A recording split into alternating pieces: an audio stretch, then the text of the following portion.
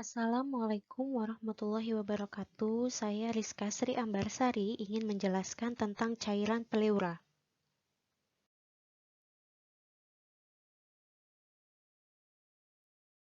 Cairan pleura. Pleura terletak di bagian terluar dari paru-paru dan mengelilingi paru-paru. Terdapat dua macam pleura, yaitu pleura parietalis dan pleura visceralis.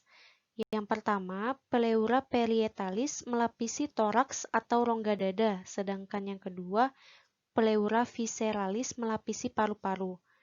Kedua pleura ini bersatu pada hilus paru.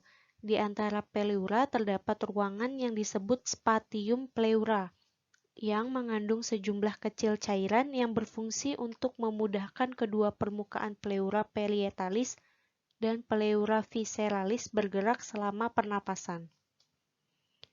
Cairan tersebut dinamakan cairan pleura. Jumlah normal cairan pleura adalah 10–20 mili. Cairan yang melebihi normal akan menimbulkan gangguan jika tidak bisa diserap oleh pembuluh darah dan pembuluh limfe.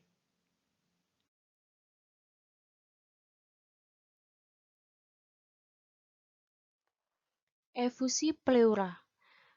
Yang pertama, menurut Efratio Barak A. tahun 2002, efusi pleura adalah istilah yang digunakan untuk menyatakan adanya penimbunan cairan dalam rongga pleura.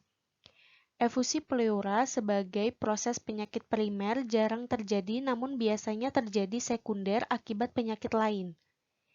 Efusi dapat berupa cairan jernih yang mungkin merupakan transudat, keruh yang mungkin merupakan eksudat, atau berupa darah atau pus. Yang kedua, menurut Light Airway tahun 2011, efusi pleura adalah cairan patologis yang terdapat di rongga pleura. Efusi pleura disebabkan karena infeksi dan non-infeksi. Penyebab dari infeksi yaitu infeksi tuberkulosis dan non-tuberkulosis.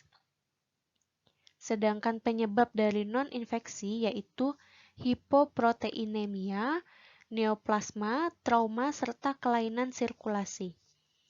Yang ketiga, menurut Halim H. tahun 2007, efusi pleura adalah suatu keadaan di mana terjadi penumpukan cairan melebihi normal di dalam cavum pleura di antara pleura parietalis dan visceralis.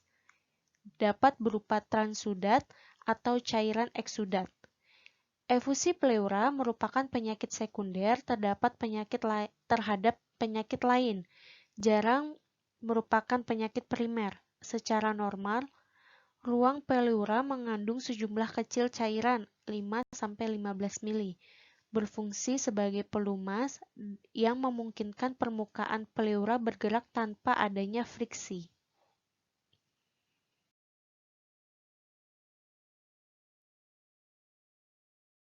Selanjutnya, etiologi pleura. Menurut Brunner dan Sudar tahun 2001, terjadinya efusi pleura disebabkan oleh dua faktor, yaitu yang pertama, infeksi. Contohnya, infeksi tuberkulosis, pneumonitis, abses paru, abses suprenik, dan macam-macam penyakit infeksi lain. Yang kedua, non-infeksi. Sebagai contoh, efusi pleura karena gangguan sirkulasi seperti gangguan kardiovaskuler, emboli pulmonal, dan hipoalbumia. Yang kedua, efusi pleural karena plasma. Yang ketiga, efusi pleural karena intraabdominal seperti sirosis hati. Yang keempat, efusi pleural karena sebab lain seperti uremia, myxedema, reaksi hipersensitif terhadap obat.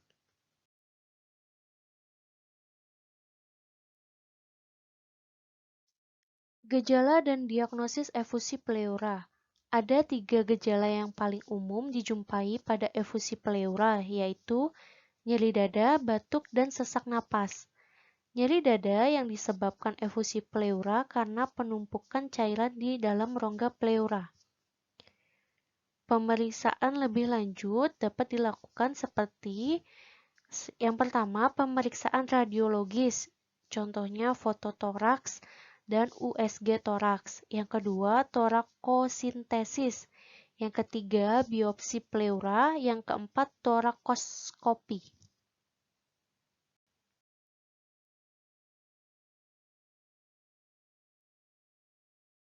Penyebab efusi pleura. Berdasarkan lokasi cairan yang terbentuk, efusi pleura dibagi menjadi unilateral dan bilateral. Yang pertama, efusi yang unilateral tidak mempunyai ikatan yang spesifik dengan penyebabnya. Yang kedua, efusi yang bilateral seringkali ditemukan pada penyakit seperti kegagalan jantung kongestif, sindroma nefrotik, asites, infark paru, lupus eritomatosis sistemik, tumor, dan tuberkulosis.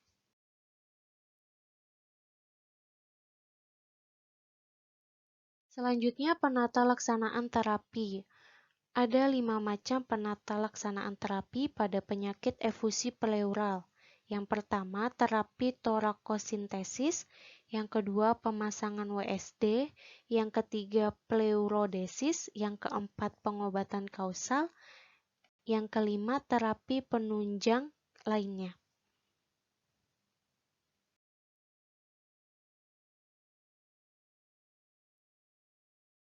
Sekian penjelasan tentang cairan pleura dari saya, kurang lebihnya mohon maaf.